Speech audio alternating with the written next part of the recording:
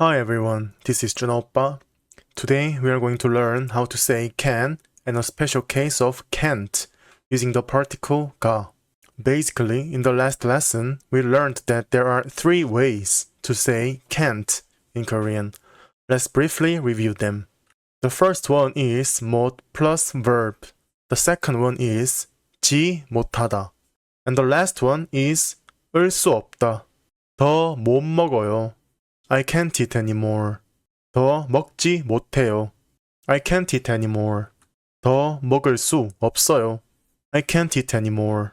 All of these three have the same meaning, but we need to take a closer look at this third one. 을 수 없다. As you know, 없다 means to not have or there is no. If you just change 없다 to 있다, which means to have or there is, it becomes can. So, 을 수 없다 means cannot, and 을 수 있다 means can. For those who may have forgotten the grammar, let's review it quickly. If the final letter of the verb stem ends in a vowel or the consonant 리을, you use the ending 리을 수 있다. The 리을 acts as the final consonant, 받침. If the verb stem ends in any other consonant, you use 을 수 있다. Let's look at some examples. 저는 수영할 수 있어요. I can swim. The verb root 수영하다 ends in a vowel, so you add 리을 as 받침. That's why you say 수영할 수 있어요. 제 친구는 지금 전화할 수 있어요. My friend can call right now. The verb root 전화하다 ends in a vowel, so you add 리을 as 받침. That's why you say 전화할 수 있어요. 아기는 걸을 수 있어요. The baby can walk. The verb root 걷다 ends in a consonant, so you normally add 을 as 받침. That's why it becomes 걸을 수 있어요. 저는 춤을 출 수 있어요. I can dance. The verb 춤추다 ends in a vowel, so you add 리을 as 받침. So you say 춤을 출 수 있어요. 너는 부자가 될 수 있어. You can become rich. The verb 되다 ends in a vowel, so you add 리을 as 받침. That's why you say 부자가 될 수 있어. 멧돼지는 수영을 할 수 있어요. Wild boars can swim.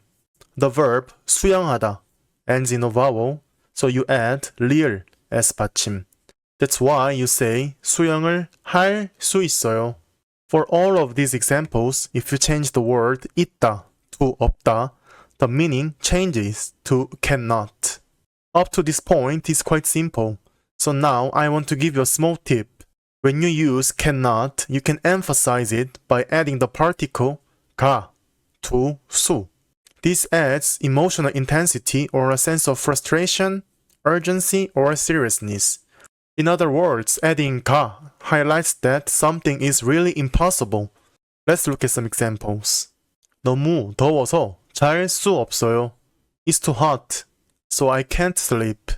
If you add 가 after 수, it becomes 너무 더워서 잘 수가 없어요. It's too hot. I just really can't sleep. So you're emphasizing that it's unbearably hot and you simply cannot sleep. 너무 매워서 먹을 수 없어요. It's too spicy, so I can't eat it. 너무 매워서 먹을 수가 없어요. It's too spicy that I really can't eat it at all. You are stressing how spicy it is. Too spicy to eat. 피곤해서 공부할 수 없어요. I'm tired, so I can't study. 피곤해서 공부할 수가 없어요. I'm so tired that there's just no way I can study. Here, you are emphasizing that you are too tired to even try. Today, we learned how to say can and a special case of can't using the particle 가.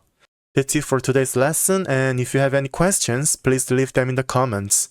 Now, let's move on to some practice questions.